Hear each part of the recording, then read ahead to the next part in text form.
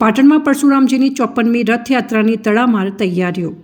પાટણના જગન્નાથ મંદિર પરિસરથી આગામી 29મી એપ્રિલે ભગવાન પરશુરામજીની 54મી રથયાત્રા નીકળશે. શ્રી પરશુરામ રથયાત્રા સમિતિ, શ્રી જગન્નાથ મંદિર ટ્રસ્ટ અને સમસ્ત ગુજરાત બ્રહ્મ સમાજ પાટણ જિલ્લા દ્વારા તૈયારીઓ પૂરજોશમાં ચાલી રહી છે. શોભાયાત્રા સમિતિના કન્વીનર અને મંદિર ટ્રસ્ટના મેનેજિંગ ટ્રસ્ટી પિયુષભાઈ આચાર્યના જણાવ્યા મુજબ 3 દિવસીય કાર્યક્રમનું આયોજન કરવામાં આવ્યું છે. 27 એપ્રિલે શાળાના બાળકો માટે લેખન સ્પર્ધા યોજાશે. 28 એપ્રિલે આનંદ ગરબા મંડળની બહેનો દ્વારા ગરબા અને રાત્રે હેરિટેજ કલાકાર ગ્રુપ દ્વારા 3 કલાક સુધી હનુમાન ચાલીસાનું પઠન થશે. 29મી એપ્રિલે સવારે 8:30 કલાકે ભક્તિ સંગીતના સુરો વચ્ચે શોભાયાત્રા પ્રસ્થાન કરશે. આ શોભાયાત્રામાં ભગવાન પરશુરામજીની ચાંદી મડિત રથમાં વિરાજમાન ફોટો પ્રતિમા સાથે 25થી વધુ ઝાંખીઓ જોડાશે. પ્રજાપતિ સમાજના ઇષ્ટદેવ ભગવાન શ્રી પદ્મનાભજીની ફોટો પ્રતિમા સાથેનો ટેબ્લો પણ સામેલ થશે. આ શોભાયાત્રાના માર્ગ પર 11 જેટલા સેવા કેમ્પો કાર્યરત રહેશે.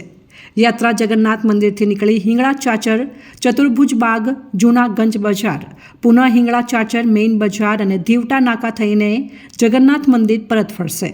પાટણ શહેરના 18 વર્ણના સમાજો અને 25થી વધુ સેવાકીય સંસ્થાઓને શોભાયાત્રામાં જોડવા આમંત્રણ આપવામાં આવ્યું છે. આગામી 29/4/2025 મંગળવાર ભગવાન પરશુરામની રથયાત્રાનું આયોજન કરેલ છે. આ રથયાત્રાની અંદર પહેલો નિશાન ડંકો, 4 બગી ગાડી, 4 બેન્ડ વાજા, 2 ડીજે, 5 વેશભૂષા, પરશુરામનો ઘોડો વગેરે સામેલ થશે. બીજું કે આ રથયાત્રા નિજ મંદિરેથી નીકળી, જગન્નાથ મંદિરેથી નીકળી સીધી હિંગળાચાચર જશે. ત્યાંથી ચતુર્ભુજ બાગ, જૂના ગંજ બજાર, પાછા હિંગળાચાચર થઈ ગીમટાના નાકેથી વળી જશે. ત્યાંથી બહુચરમાના મંદિરે થઈ નિજ મંદિરે પરત ફરશે.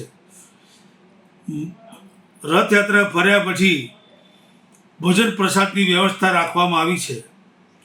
તો તમામ ભાવિ ભક્તોએ રથયાત્રામાં જોડાય તેને જ પાસ મળશે તેવી પણ વ્યવસ્થા કરવામાં આવી છે. આગામી તારીખ 29 એપ્રિલના રોજ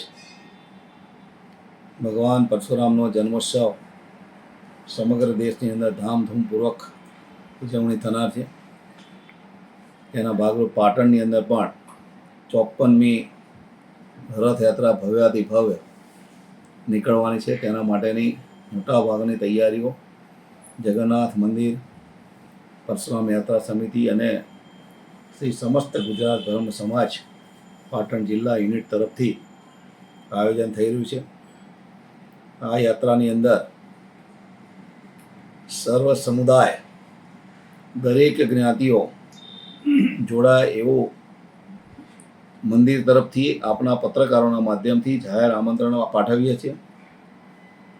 આ યાત્રા કોઈ એક સમુદાય, કોઈ જ્ઞાતિ કે કોઈ સંસ્થાની, એક સંસ્થાની ના બને, પણ સમગ્ર સનાતન ધર્મનો એક મોટામાં મોટો કાર્યક્રમ બની જાય. સનાતન ધર્મીઓ વધુ ને વધુ સંખ્યામાં જોડાય, ખૂબ હર્ષોલ્લાસ સાથે આ યાત્રા નીકળે. આ